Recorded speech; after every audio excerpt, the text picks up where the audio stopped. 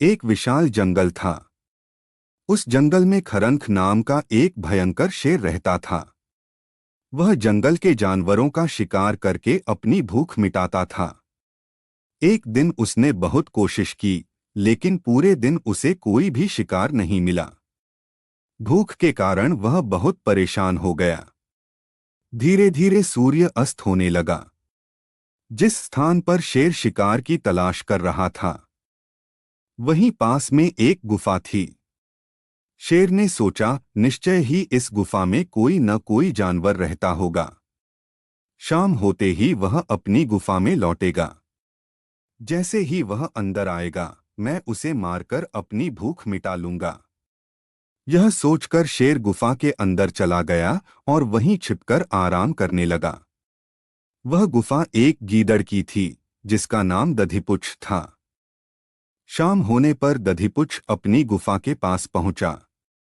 जैसे ही वह अंदर जाने वाला था, उसकी नज़र गुफा के पास पड़े शेर के पंजों के निशानों पर पड़ी। उसने देखा कि पंजों के निशान गुफा के अंदर जाने के तो हैं, लेकिन बाहर निकलने के नहीं।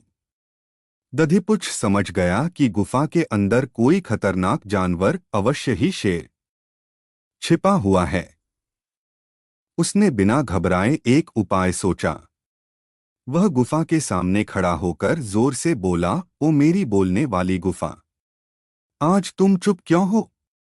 तुमने तो कहा था कि जब मैं लौटूंगा तुम मुझसे बात करोगी। आज तुम मुझसे बात क्यों नहीं कर रही हो? कुछ देर तक कोई आवाज नहीं आई। दधिपुच्छ ने फिर वही बात दोहराई। गीदड़ की बातें सुनकर शेर को लगा कि शायद यह गुफा सचमुच बोलती है और आज उसके डर से चुप है। शेर ने सोचा, अगर गुफा नहीं बोली तो गीदड़ को शक हो जाएगा और वह चला जाएगा।